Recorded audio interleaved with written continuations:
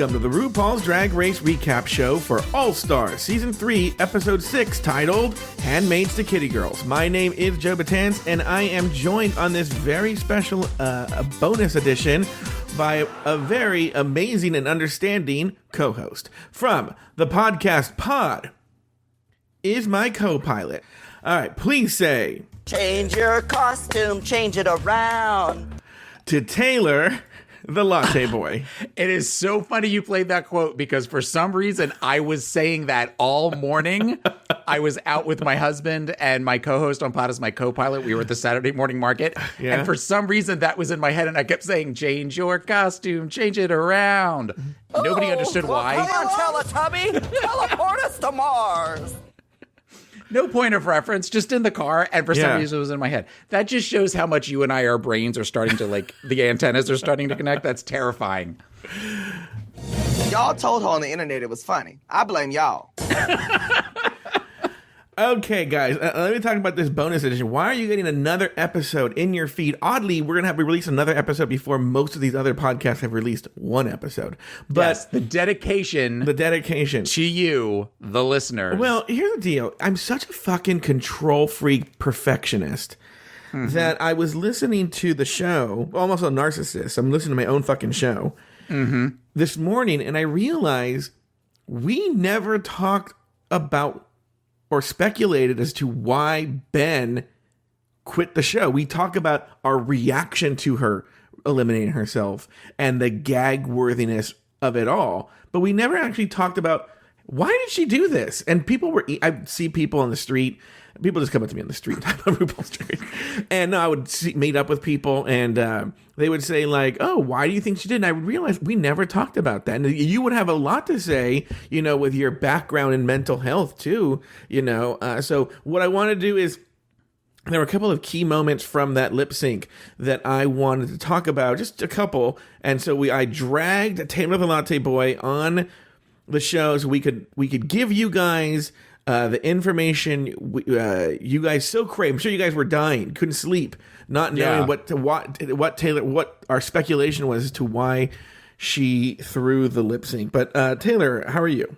Well, first, I want to apologize to our listeners because we know that they were just laying in bed looking at their ceiling saying something was missing. Something was missing from that episode. I can't put my finger on it. But you're being funny, and it really not. I mean, not that I thought that they really would do that, but that they would go like, well, this show sucks. You know? Well, to be fair, good chance some of them say that anyway. I know. Yeah, no. So do you want to just go into it right now? Like what my theory is on it? And yeah, let's dive in right now. So Ben, I don't know why I'm recapping this. Ben de la Creme, you know, self-eliminates. As we all know, it's the biggest moment in the history of the show. Well, technically, all of us do that, hopefully at least once a day for good, you know, digestive. I'm going to tell you something. The people at large don't know this. I have a bidet that I am so in my love. own fault. It's my own fault for bringing it up. I'm so in love with this bidet. But anyway, that's not why we're doing this bonus episode to talk about my bidet. We're doing the bonus episode. I want to hear, so why do you think, because, you know, we also have, you know, here's the thing, before you say anything, the one thing I'll say in our defense is the show is so gag worthy, and we record literally within minutes of the episode ending. Right. So that I think I was focused on the gag worthiness of it. It's because I couldn't think about anything else. I was so, like, my heart was beating a million miles. Remember, I don't know if we talked about this in the show. I told Taylor when we were about to start, I go, hold on, I gotta go take a Tylenol because my heart's going a million miles a minute. Yeah, before we started taping. Like I was like, I knew it was gonna happen and my heart was racing. So I think we were just so gobsmacked that we just forgot to talk about that. So yeah, there was a lot of drama, especially, you know, it's one thing like when Trixie and Shangela had their moment. That's in the first 10 minutes of a show. All of the drama literally happened within the last like 6 minutes of the episode, and then 15 minutes later, we're taping a pot. It is still like it doesn't even really have a chance to resonate in our head what we just observed. Yeah, no, you're right, and you know, then I got a chance to really digest it when I went on one-on-one with Larry Flick the next day. Do you know that I stayed an extra hour to talk to Mrs. Kasha Davis and Darian Lake? I saw your tweet about wanting to say something, wanting to ask a question after some really dark conversation. Well, yeah, because Larry goes, you should stick around. And I go, sure, and I do. And, to Larry's credit, he's a great interviewer. It was basically I was listening to Sirius on the phone because it was like, oh my God, Mrs. Kasha Davis this and Darian Lake and but they were talking. It got dark.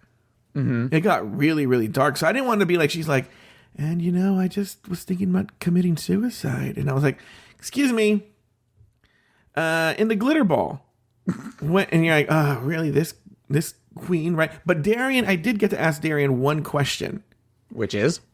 Well, I think we should. It's a question that's involved with this. It's a question involved with this. So, she gave her answer. But so now that we have it, Taylor the Latte Boy, what are your thoughts? Well, okay. I also have to take into consideration that because I was thinking about this when you asked if we taped this show tonight, that I only know from Ben what Ben has shown on season 6 and this.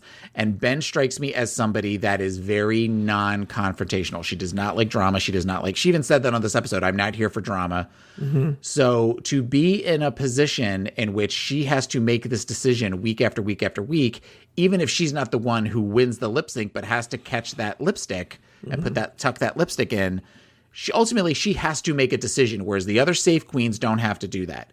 For somebody that is consistently worried about drama, that is worried about confrontation, not only talking about her appearance, how she appears to others, she obviously was Miss Congeniality. I think emotionally that took a toll on her.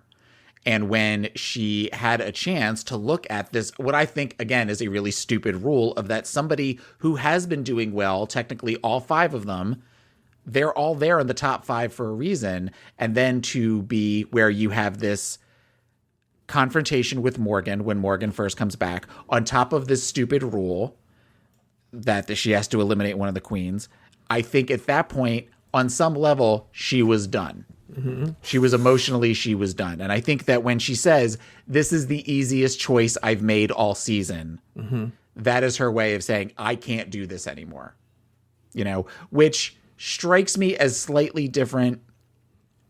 She's doing it in a way that feels right to her versus when Adore left in All Stars 2, Adore kind of crumbled, which is why, we saw the kind of that where she kept saying, I have to tap out. I can't do this anymore.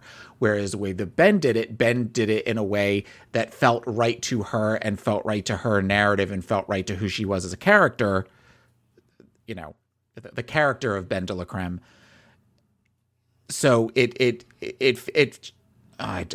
lost my train of thought that fast, but it just felt like she did it. It was her way of kind of going out on a high when she realized, if I do this and if I'm allowed to do this, this will end up being a positive thing for me. Yeah, I think she took a gamble. When she did that, and I think they comment on that. Well, look, here's the thing. Let's just actually talk about the show for a second. I feel that the editors and producers were pissed. And so the confessionals you see from Thorgy and Aja being critical are really the producers and editors talking through them. Yeah, we didn't really talk about that either. I'm a little surprised at some of the negative, shady comments from which I just assumed was sour grapes because they weren't. I don't think Aja would have been saying that if Aja was the one that was chosen. No, or she's the one that said Ben de la Christ or something like that. Yeah, I think that was the producers, and I mean, look, those girls really said it. But they didn't put any clips from Trixie or anyone saying like, you go. That's awesome, Ben, that you did that. If you think about it, it's strange that she has received nearly universal acclaim for what she did for the self-sacrifice. Okay, she's getting so much fucking love.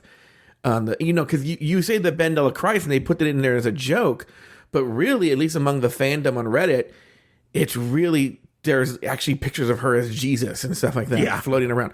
So, it's weird that the show doesn't reflect that positive view on it. The show ends very subdued. I think you'll see I think when they all come back into the workroom with Morgan, I think that's when you're going to see Kennedy and Trixie and who's the other one? Kennedy, Shangela. Trixie, and who? Shangela, where they're going to be singing Ben's praises.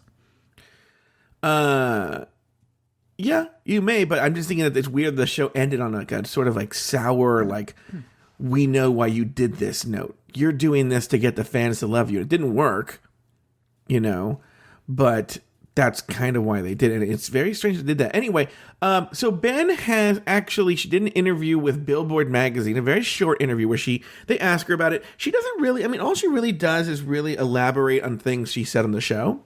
Mm-hmm. But essentially, I've read other interviews with her too, where, because some people were saying, okay, let's attack a lot of things that happened. One, she brings back Morgan McMichaels.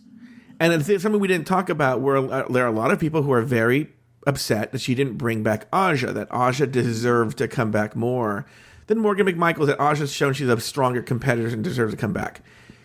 Ben has said why she didn't choose Aja and why she chose Morgan. Do you have a speculation as to why? I have the answer.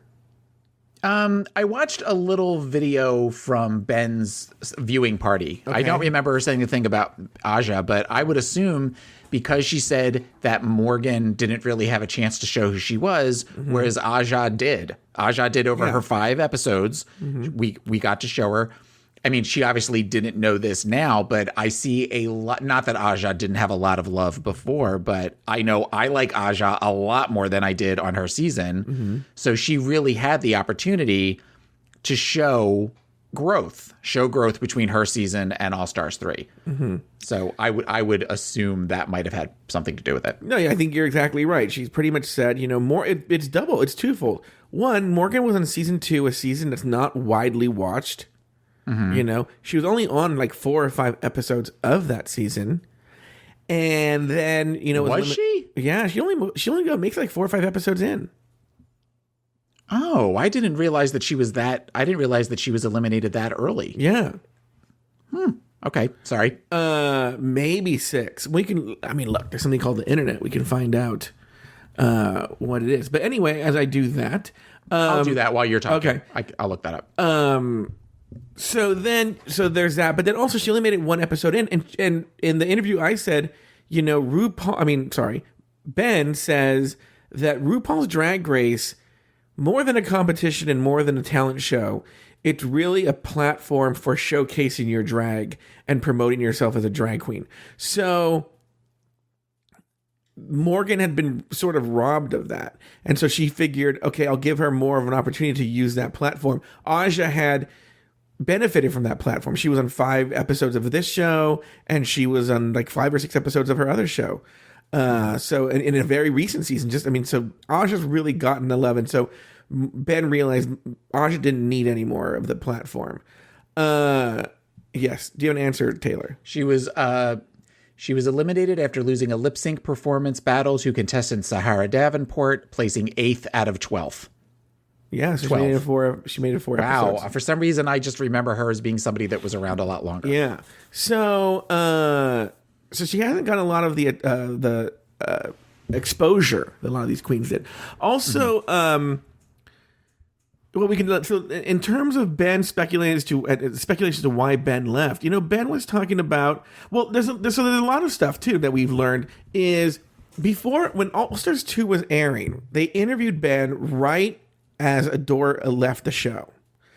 And Ben gave an interview, a scathing interview, where she came out against the producers for sort of manufacturing a lot of the drama between the girls.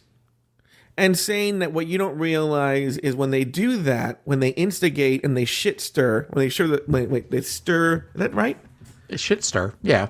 When they shit stir, which is, by the way, the name of my new music sharing app. My new music sharing app, it's exactly what it is. It's a music sharing app. Mm-hmm. So, what is that? It lasts and it reverberates. That tension, that drama, that ugliness resonates more than you see in the 1 episode. And she didn't like that. That they basically made bad blood between girls who, just for the sake of the TV show. Mm-hmm. That she didn't think was necessary, and so she was very critical. And so that's why people were surprised that she was on All Stars 3, because she'd been so critical. And they asked her about that interview in Billboard, and she was talking about how there was more nuance to it and whatnot. But I think it sticks to her. I think she started to see it with her drama with Morgan, and that's what you can see. It's on her. She didn't like it, and I think that's the thing they can't comment on, and she can't say on the show. But I think she was sick of the producers, because if you think about it, and you know what, I rewatched the episode today, Taylor. Okay. And one of the things I noticed is, you're right. What people don't know on the show is my internet had gone out a little bit, just phased out. So I missed a chunk of Kennedy and Milk's, the very end of Kennedy and Milk's fight. When on my first initial viewing, before you guys heard it, I missed like the last 10 seconds of it. But Taylor had talked about how the fight didn't make any sense. And you're right. At the end of that fight, it makes no sense. The words that are coming out of these queens' mouths make no sense whatsoever. Because I think what they're cutting out, and this is the same thing that happened in that famous All-Stars 1 fight that actually I was playing clips from, is they had to cut it that way because they're making references to the producers, and they don't put references to the producers in the show. So that probably what happened with Kennedy and Milk, is that it was referencing off-screen drama, whether it's specifically producers, but about it got real and started talking about the actual production of the show. And I think they had to edit that out. And that's why it makes no sense. That fight, the Kennedy and Milk fight, makes no sense if you actually listen to it. So, does it make any sense? It makes zero sense. So the point I'm making, I think Ben sees that and saw what was going on and saw that the producer, because if you think about it, now this is pure speculation on my part, but that whole moment, which I loved every bit of all the eliminated queens confronting the girls that eliminated them, right? But we know that was manufactured. We know that was producer instigated, Yeah. And maybe Ben was really upset with that not only that this showdown happened with her and Morgan, but she probably saw it as these fucking producers, I've talked about this, started this shit and made me feel like shit. Ben looks traumatized Yes. at certain parts where you have something.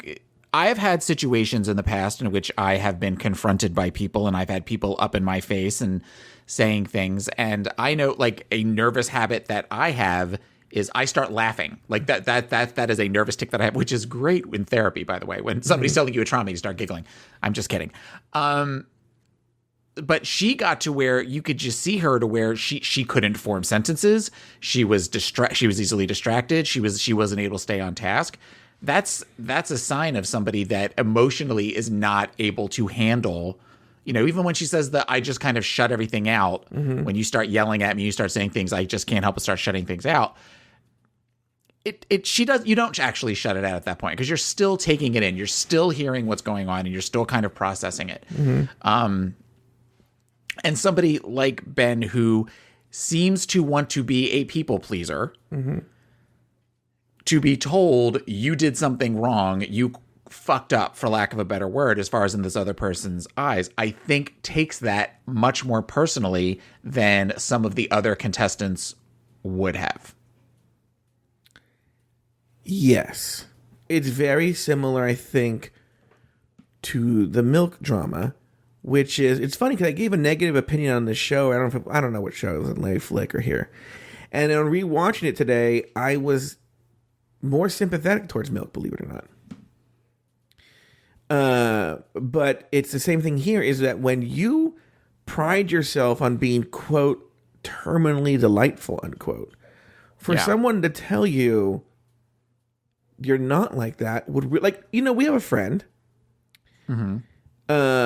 Who sort of not cut from the same cloth, sort of in the image he wants to project.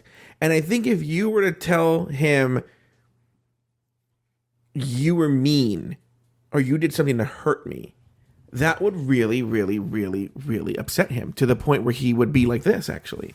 I think he wouldn't be able to function. And I think that's the same thing with Ben. And I know there's the whole thing that Ben's calculated and Ben this and Ben that, and it could be true. But when you're calling out the image that you want to project and saying, I see through that, and I call you on it, I call bullshit, I could see how it's earth shattering for some people. And we saw that with Milk. Yeah. You know? Milk is slightly different because there seems to be Ben doesn't want, again, speculation. I don't know Ben Delacreme, but I have a feeling Ben didn't want the attention. Ben didn't want to have the conversation about it. Whereas with Milk, I feel like Milk wants to be, I talked about this at length, Milk, it's got to be all about me all the time. Whereas I don't think Ben necessarily wants that. I think Ben wants to project out, whereas Milk wants to take in. Yes, but with Milk, I do want to talk about Milk, but let's save that for later because I don't want to get off the Ben thing. So as to why she did it, I don't know. I'm torn because that is a big gamble to take so she brings back Morgan, right? Mm-hmm. Then she eliminates herself.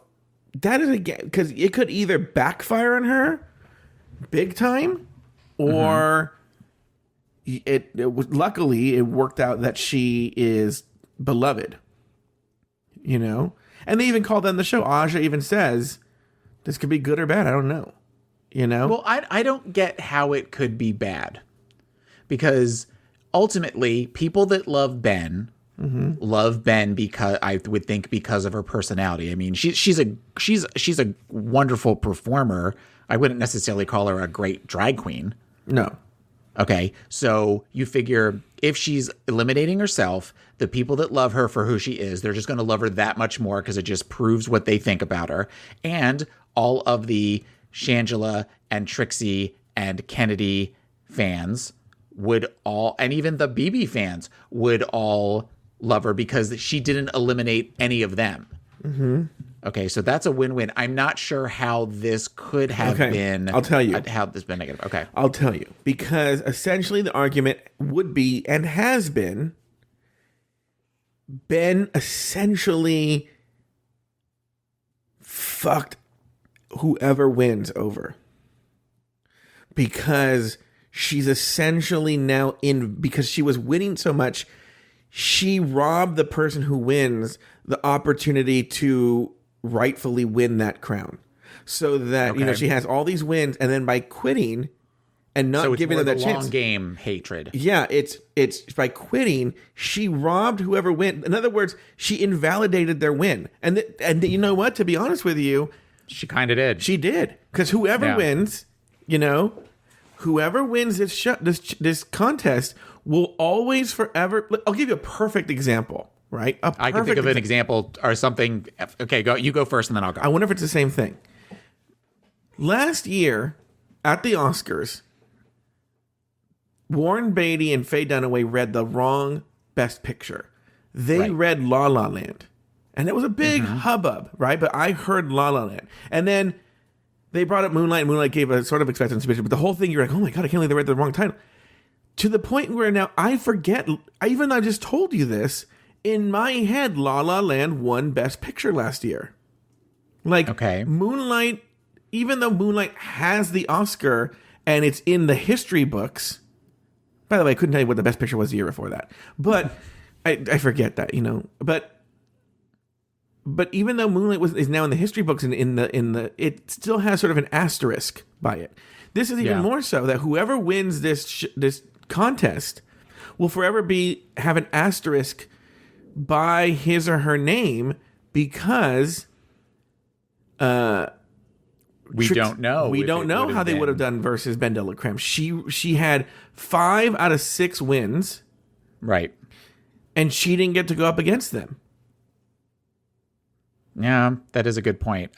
Kind of following up with that, I did see probably on Twitter where somebody had posted something that said along the lines of, now that Ben is out, it's going to be wonderful to see Shangela win the crown or something along those lines, to which Shangela responded, there was a chance I could have won even if Ben was still here. Like, where it was sort of that where I don't understand why, because Ben's not here anymore. Now I have a chance to win the crown. Like she commented in some response that way. So you're right. I mean, I guess I hadn't thought of it that way. What was the example you were going to give?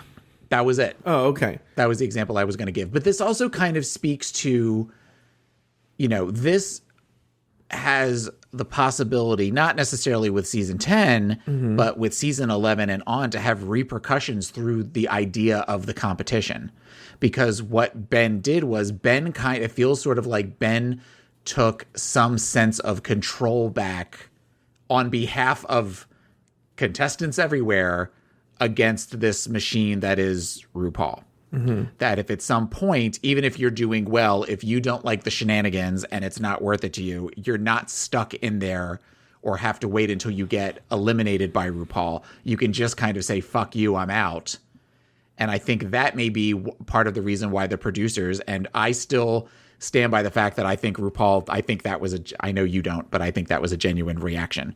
That why RuPaul, or even if RuPaul did know about it ahead of time and had to act surprised, that's why there was such pissiness coming off of the deliberation table. Okay, let's talk about that actually right now.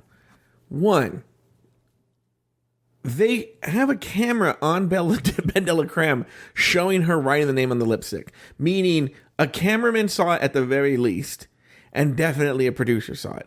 Here's what I'll concede. I still think RuPaul knew. I'm never going to change that. All right. Here's what I'll say. At the very least, the producers knew, and they told RuPaul in her earpiece, Ben has to win. And maybe they just told her that. We can't tell you why before to get the genuine reaction from RuPaul. Okay. But that RuPaul knew something was going to happen, that Ben had to win that lip sync. Okay. And I'll even say maybe Michelle didn't know. That Ru just knew and something was up. I want to think that. How about that? All right. To enjoy the show a little bit more, because I know that we kind of follow the behind the scenes shenanigans and stuff. I want to believe that reaction from RuPaul was genuine. So let me ask you this question: when you're watching the show, and I'm not doing this in like a, we know people who would do this like this. I'm not doing. It's a genuine question. When you're watching the show, and the lip sync ends and they clap, and then RuPaul says, I made my decision, and then gives her decision. Is everything happening live? We're seeing it live? Like, in other words, so what do you think happens? Well, I mean, we've talked about the fact that they have them where they go and they stand. They have them stand back in their place, and that they usually are standing there for a couple of minutes, and or even longer. I think that there is probably some discussion among RuPaul and her producers, whether it's in an earpiece or whether it's something along those lines. And I know it takes longer than where it's not literally 15 seconds afterwards, which says I made my decision, and then looks at the queen. Queens have talked about this. RuPaul leaves. Okay, well then that's yeah. So. And actually, when you go to the finale, if they do the same structured finale that they did before, you see it. So the lip sync happens, and then literally RuPaul leaves the theater. It's about 5 minutes, maybe 10, right? She comes back, and the girls get back in place, and they start panting. It's weird. And then they pretend. Yeah, I remember you telling me this from where all of a sudden they were acting like they had just finished. Yeah. And so they're that, but also Eureka's talked about this. But when the episode where she was eliminated, the lip sync ended, and then RuPaul left for a very long time. Like they talked about it for a very, very long time, and then she came back, and that's when she called Eureka forward. And that's why Eureka was freaked out, because she was gone for so long, and they called her forward. She thought she had done something wrong. Yeah. Well, but I also figured there is legalities probably to that, and liability. Oh yeah, that one's different. That was different. Yeah. But yeah, no, when she says the final decision is mine and mine alone, I'm sure she has people, she has writers, and she has producers that say to her, we think you should go this, we should think you should go this way because this is what's been going on in the workroom, or this is what's happening, that kind of stuff. I don't think that she is. Okay. So don't you think then if Ben de la Creme really pulled out her name and she didn't know it, they would shut production down on that fucking thing. So camera cut. And then RuPaul runs off and she talks to the producers. Now, by the way, that may have happened. That may have happened. But I think from what I know about RuPaul producer, and she's a big control freak, is if she knew the camera people caught this and didn't tell her, she would be livid. And that might have been why she was pissed. I think there will be a joke made at the very least, and she kind of did it with the No More Whiteout, but something will be said for future seasons as far as you cannot eliminate yourself. You cannot, I think All-Star seasons. I think it might be the end of this twist. Okay, I could see that. They need a new twist anyway, so. Yeah. It might be the complete end of this twist anyway. I actually thought of a way that they could do where... Anyways, that's a whole other boring thing. So as to why Ben did this, I think, look, and she says this, and so she's just vocalized or articulated what any sort of rational person would think is, I've won 5 out of the 6. Mm-hmm. Like, it's almost one of these things, it's almost one of these instances where, what else can I do? Mm-hmm. And I could win the show, but she even said winning the show wasn't that important to her. She felt a need to go back and sort of vindicate herself, at least in her own head, for what happened on season 6. And I think she was like, and show the people like she could do this, and she did, and she slew. Is that the past tense of slay? Slew? Slayed. She slayed. I don't think she slew. Well, she slayed. She slew. As you said it out loud, you realized it was stupid, right? I'm gonna look this up now. What's slayed? Slayed is the past tense of slay. I don't think it's ridiculous to say slew. Past tense of slay. Here we go. Past tense of slay. This is what the people signed up for this show for. Here we go. We have a definition because they actually mentioned slew. Okay. What is the correct tense? As being wrong. When is slayed correct? To begin with, let's find there are two words. There are 2 words for the simple past tense form of slay. Slew. Okay. This word is mostly associated with the formal version of slay. Slayed. Okay. This word is mostly associated with the slang form of slay. Interesting, because in this case, it is slayed. Yeah. Like in other words, it says here, example, Lorne slayed the expedition with his stand-up routine at the first annual Atlantis Talent Show. But it's not wrong, because if I were talking about the actual definition of slay, which is to murder people, right? Then yes, slew is correct. Well, RuPaul looked like she wanted to slew somebody. Yeah. Slew Paul.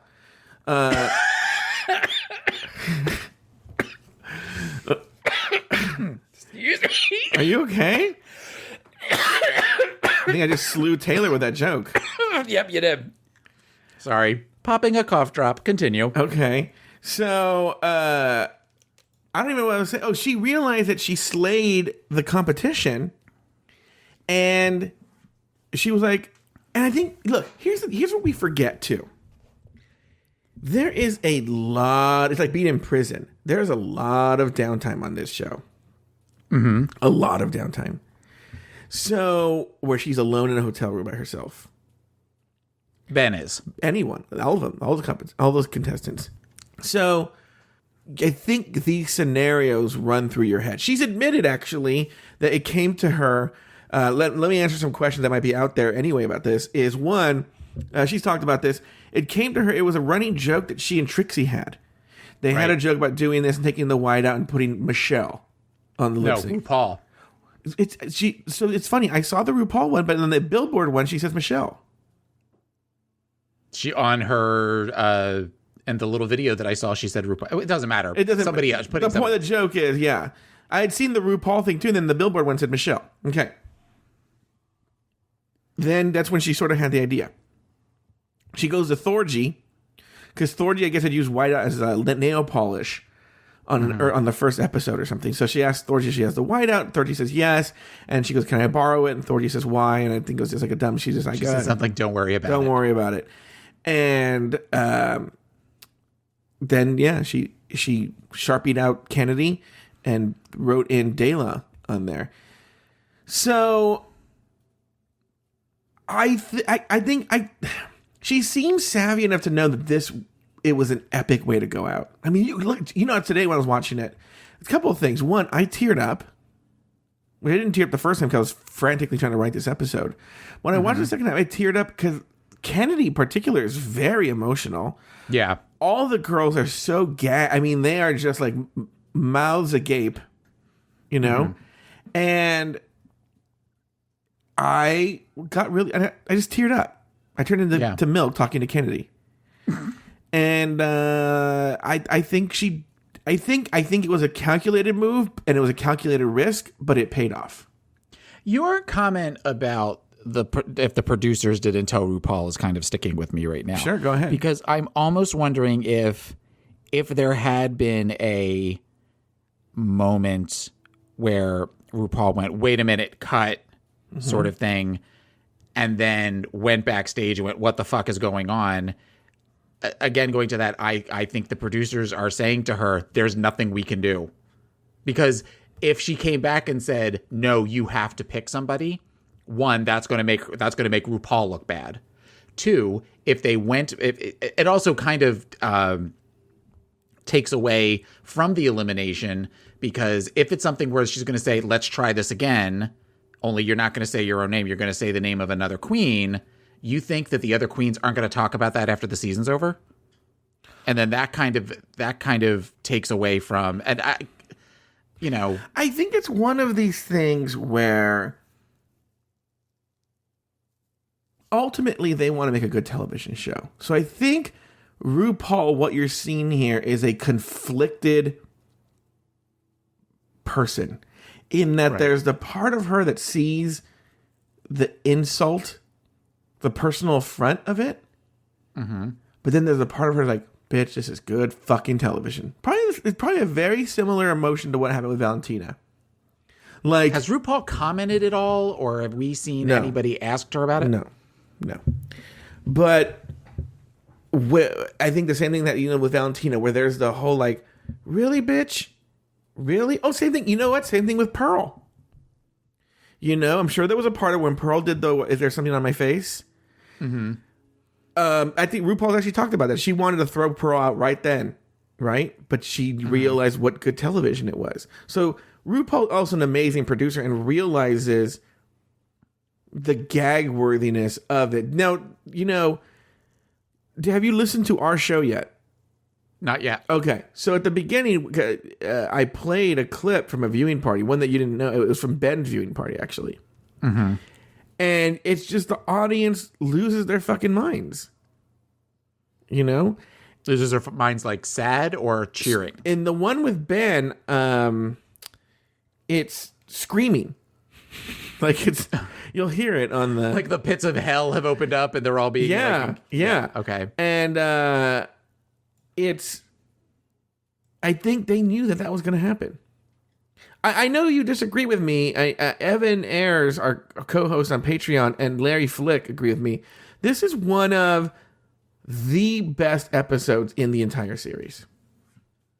Not just for that moment. Yeah, there was a ton of content in this one. There was very little filler.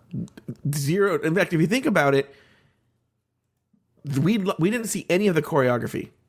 They usually show you the dumb choreography thing. Oh, yeah. And they're like, "Oh, Shangela's acting like all grand," and you're like, "No, we didn't even see them choreograph that shit." Oh, another thing I want to talk about is I got to really look at the Kitty Girls versus, not the Kitty, I got to see the two bands, the two groups perform.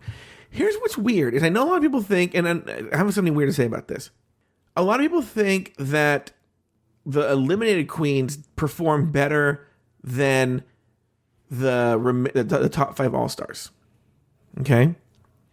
What's weird is if you listen to the song, and I'm not talking about the quality of the song, I'm talking about the quality of the lyrics, the top 5 all-stars are better. Their characters are more formed.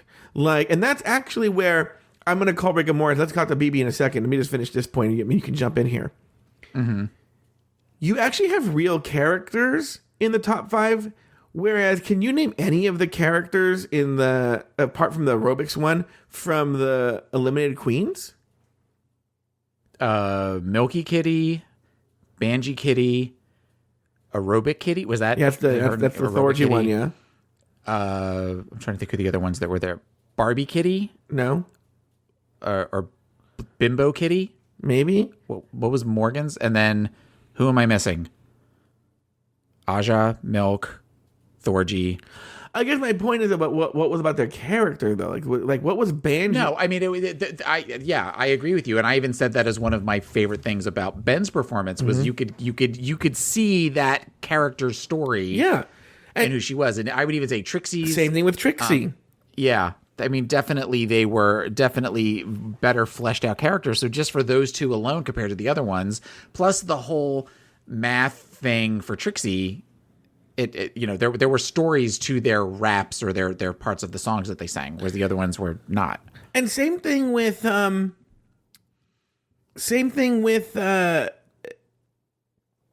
Oh, I was gonna say, and I'm gonna call Rick and Morris. I feel Trixie should have won. Oh, I don't know about that. Okay, tell me why. Tell me why. Because I liked the concept of the goth kitty. Oh no, I like goth. The goth kitty, I thought that her performance, even though we got that whole thing with Adam Lambert where it was looking like she seemed really low energy, and I'm not arguing against that. I'm talking about BB. BB shouldn't have been top 2. Oh, okay. Between top 2, top 2. I agree with you. It should have been Trixie versus. Yeah. That's what I was saying. It should have been Trixie versus Ben. You know, that BB thing is stupid.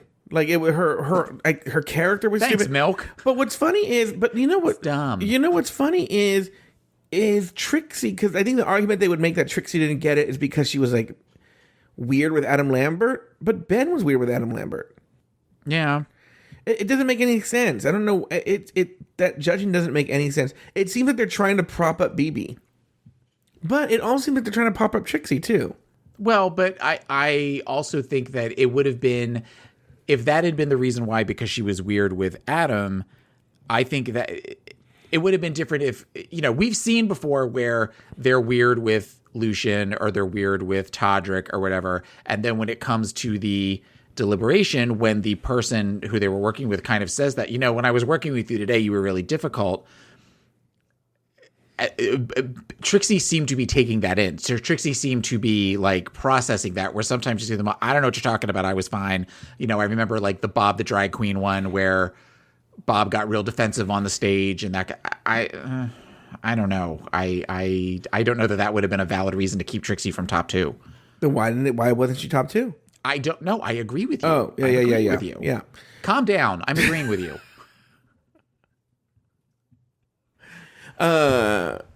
Here's what I have to say about that whole thing. This is how I felt about the Trixie thing. Mimi, I'm first. Mimi, I'm first was number 3 in the voting. I could not believe it. So put Trixie Mattel there. Okay, I want to talk about BB. I want to talk about her removing her wig. Before you do that, I want to say something. Go ahead. My name is Taylor the Latte Boy, and I have something to say. I made a comment on the main show that I was saving some information about my feelings on BB for one of the Patreon shows. Mm-hmm. And the reason I was doing... We may have got a letter. The reason... I know you didn't want to bring it up, but there was no way I can't without... Yeah. The reason that I said that was not that I was trying to keep content about the main show for one of our premium programs. The reason I did that is it was related to a rumor that I had heard, And we have this season, as we've talked about, a no rumor policy as best as we can. On the main show. On the main show.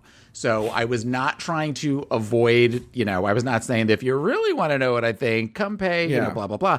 It was just that I didn't want to rock the boat as far as rumors and stuff go. My feelings on a particular rumor that I've heard about. So I just wanted to say that first for any listeners who may have been taken aback by that. Well, I have thoughts about what you just said, but you can hear that on Patreon. I'm saving it. You're such a dick. Oh, my God. Okay. BB, I want to talk about her removing her wig. Okay. There are people who have theories that I have my own thoughts on this. I have my own theory. But one of the theories about BB removing her wig is that she was told to do this to throw the lip sync so that they would have a reason to give it to Ben. Where do you fall on this, Ben? Why do you think BB removed her wig? I just called you Ben, by the way, by accident. Taylor. That's all right. Katachi, you quit the show. Taylor, why do you think BB removed her wig? Well, this is the easiest answer that I've had all season. I'm going home. Oh my gosh, Michelle just looked at me. I think she threw it. I do think I know that you have a different theory that we're going to talk about, but I think she knew something was up. I would not be surprised if, especially while getting dressed, think about it. If she's in the competition, that the strongest competitor is thinking about leaving, because I can't believe that she didn't know about it, whether Ben said something to her or she realized, or she's like, girl, what are you doing over there for so long? Look, what are you doing with that whiteout? It's a calculated move to throw the lip sync and lose $10,000 versus potentially getting $100,000 if you know that your strongest competitor, who has won 5 of the 6, is taking herself out of the race. But does she know that? Potentially winning $10,000. Well, that's what I'm saying. If she knew that, and that is a big if. I know that you have a theory that you and I have talked about privately, that if that is the case, that is a calculated move on her part. Because if Ben stayed in the race and kept winning as much as she did, there's a chance that at some point, BB would have been on the chopping block. So that's my thought there. My thought is far less complicated. I just don't think BB watches this fucking show. And taking off your wig in the manner she did was very big season 1 and pretty big season 2. That was the way the drag queen showed that she was fucking getting serious. Right. And then after season 2, RuPaul laid down the law that but I don't know when she actually laid down the official law that unless you have another wig underneath, don't remove your wig. But she laid down the law that there's 3 basic rules now. Drag is not a contact sport. Thank you, Mimi, I'm first. Right. You don't take off your shoes. And you don't take off your wig. Right. Okay. Unless you have another wig on. Unless you have another wig on or some fucking rose petals. Aja says it. And I think BB seems like the kind of person who wouldn't watch the show, have no idea who these girls are. Well, she made one of the early episodes where she said a comment about, well, there's only ever been 2 people to be eliminated, and Aja had said, no, there was 3 in All Stars 2 or something. That's actually and where she says... That's the gag of the season. Yeah, because she thought that the eliminating 2 people was like a first-time thing. I don't think she watches the show. And so I think, I had some friends who I hadn't spoken to in a long time. We reconnected recently, like in years. Like 5 or 6 years. How are Daniel and Donna?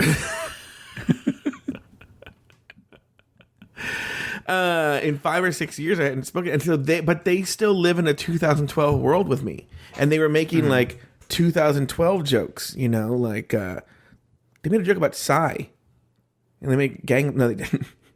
I was like, what? Yeah, they started to go, whoop up Gangnam Style. And I was all like, that's very 2012.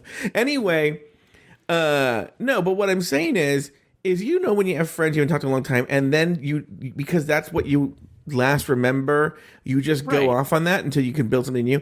That's what I sort of feels like, is that BB's still playing season 1 RuPaul's Drag Race. And so she took off her wig because she thought that's what the dramatic moment is. That's what it means to get dramatic and serious on a lip sync, is to take off your wig.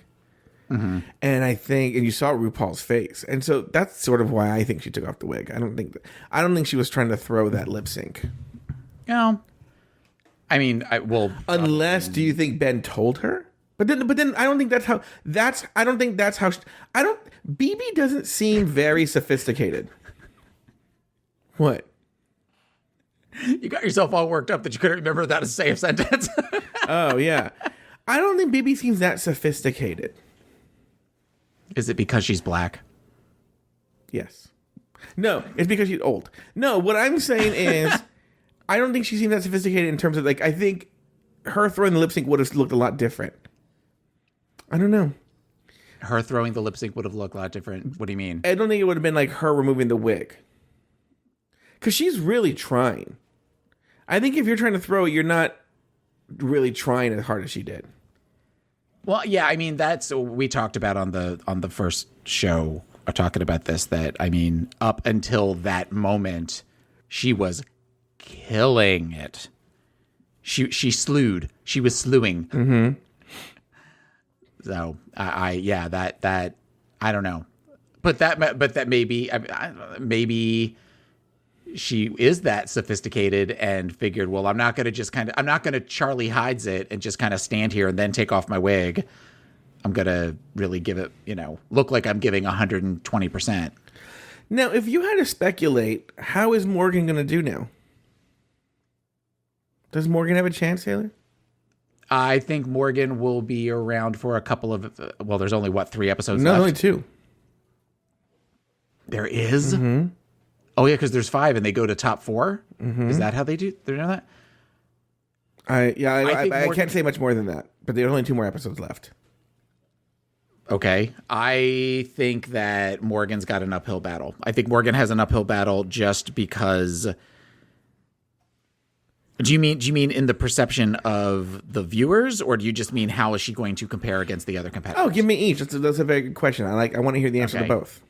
I think that there is not going to be the amount of love that there could be for Morgan. Mm-hmm. I think that the conversation, while there was resolution between her and Ben at the end, and especially that Ben brought her back, I feel like that was more Ben heavy as far as the love. Mm-hmm. Like that conversation where they're talking over the table, Morgan's really not being very nice.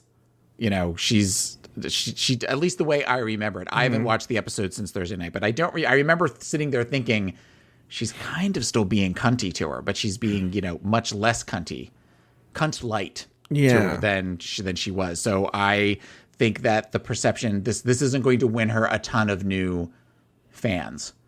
As far as the competition goes, I could see her potentially being top 4, but not. I don't see her being the winner. I don't see her being top 2 when they eliminate. That's a tricky position to be in, because there's no way they would crown Morgan McMichaels, who would have been there a total of 3 episodes, as the winner of All Stars 3. Right. So it's almost a curse in this case, rather than... Yeah.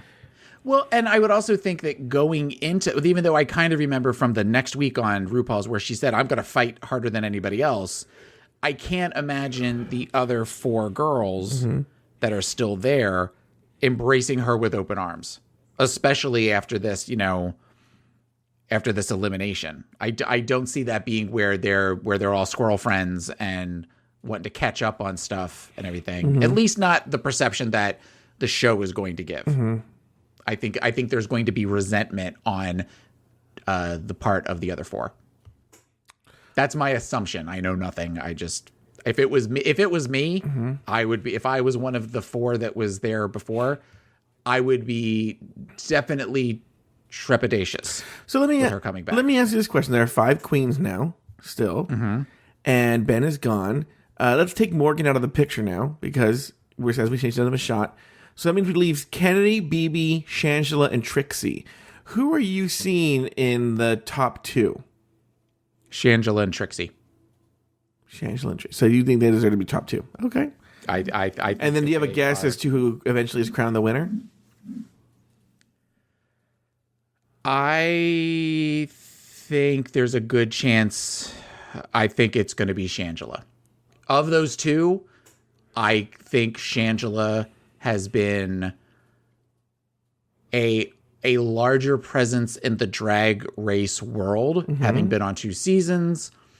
Not that I don't love Trixie. For people that don't send me, I don't hate Trixie. I love Trixie too. But I feel like Shangela is somebody that when you think of Drag Race, you could potentially, if you say Shangela, you think of Drag Race. If you say Trixie, you think of other things. You think of her music, you think of the makeup. Whereas Shangela is very much Shangela's kind of earned it. Shangela's earned it by being a constant in the drag race universe for as long as she has. You know what's so funny is, not to interrupt you here. That's what you said. Okay, I see your point. I can't say too much because I know how the rest of the episodes play out. Okay. Assuming my most reliable sources on Reddit have been correct, Okay. So basically what this Ben, we're not going to get into people who don't want to hear spoilers. We're not going to get into spoilers, so don't worry. We don't talk about spoilers on this show. But I will say, for those who follow spoilers, what the Ben elimination episode did, the Ben self-elimination episode did, is show which spoiler people had the right tea. And therefore, the other tea they give them at the rest of the episode, you can believe it more. Does that make sense? Okay. So I have a sense of what happens in the next few episodes. And so I'm not gonna chime in. But I do want to sort of end this thing on a funny story. Is the kid I mentor, straight kid, straight boy, but he has a girlfriend, and she loved RuPaul's Drag Race. Okay, and so they watched the show together. In fact, when we were recording, I was getting text messages from him saying like, "What the fuck?" Like, Dela. He actually, because he started off just sort of reluctantly watching RuPaul's Drag Race, and now he's he's like a fan. Okay. So I finally call him back the next day, and he was out in public with his girlfriend, and he was like, "Oh man, like, this and that." And then he was like, "Angela?" He kept calling her Angela. I'm like, "Angela? Why do you keep calling her Angela?" And he was like, I don't want to say in public." Why? And so I go, "Put your girlfriend on the phone." And I go, what is this? And she says, he refuses to talk about Drag Race in public because he's afraid people will think he's gay. So he has code words for everybody. And like, for instance, Angela is Shangela. That's the only one I know. I know there's code words for the other people on the show, but he doesn't call it RuPaul's Drag Race. He calls it NASCAR. And that's how they talk about it, that people think he's talking about NASCAR with his girlfriend. Okay, that's kind of cute. He's embarrassed. He's embarrassed, but he's a huge fan. Well, yes. Wait. Whoa! I have a follow-up to something. Yeah. Uh-huh. Wait. I have a follow-up to something. Sure, go ahead. You and I had a conversation on this show on Thursday in which I talked about the Huckleberry Burger, which is a burger that is at a restaurant here in St. Petersburg that has Jesus, gross. that has homemade blueberry jam, peppered bacon, and brie, along with an 8-ounce burger. We went, my husband, my best friend, and I went to the Saturday morning market at downtown St. Petersburg, and the only thing I said I wanted to do was I wanted to go to the Avenue, and I wanted to eat one of these burgers with the intention of taking pictures of it and sending it to you. Sure. So we walk our fat asses to the Avenue after we do the Saturday morning market. We sit down. They give us the menus. The Huckleberry is not on the menu. Why do you think that is? because they have a limited menu on weekends. I was crestfallen. So my plan is in the next week or two, one night during the week, Babalu and I are going to go have dinner, and I am going to take a picture and or video of this. I love that drink.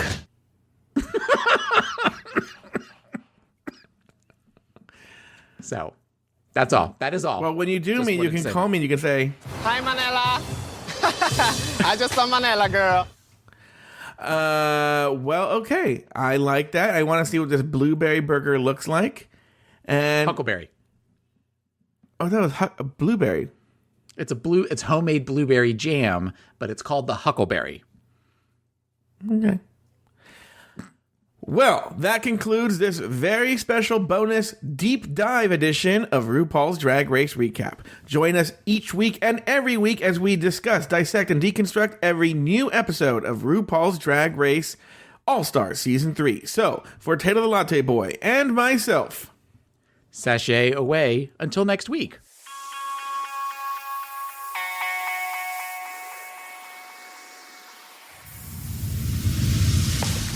Want to share your thoughts about Drag Race? Email us at dragracerecap@gmail.com. If you want to help the show, leave us a review on iTunes. The more positive reviews we get, the higher we move up in the rankings, and that helps the show find a bigger audience. If you want to help the show even more, support us on Patreon at patreon.com/dragracerecap. For as little as $1 a month, you gain access to exclusive bonus content not available on the main podcast feed. For up-to-the-minute news about the show, follow us on Facebook at facebook.com/dragracerecap and follow us on Twitter at dragracerecap. To find all of our old episodes, visit us at our website at dragracerecap.com. Taylor has his own podcast. It's called Pod Is My Co-Pilot, and you can find it at podismycopilot.com or wherever you get your podcasts. You can follow Taylor on Instagram and Twitter at PIMCTaylor. Want to hear me talk about Drag Race even more? Well, then listen to me on One-on-One with Larry Flick every Friday at 2 p.m. Eastern, 11 a.m. Pacific, exclusively on Entertainment Weekly Radio, Channel 105 on Sirius XM Radio. You can also find me on my other podcast, Catching Up with Mike and Joe, available at catchinguppodcast.com and wherever you get your podcasts. Finally, follow me on Instagram and Twitter at Joe Betance, that's JoeBetance.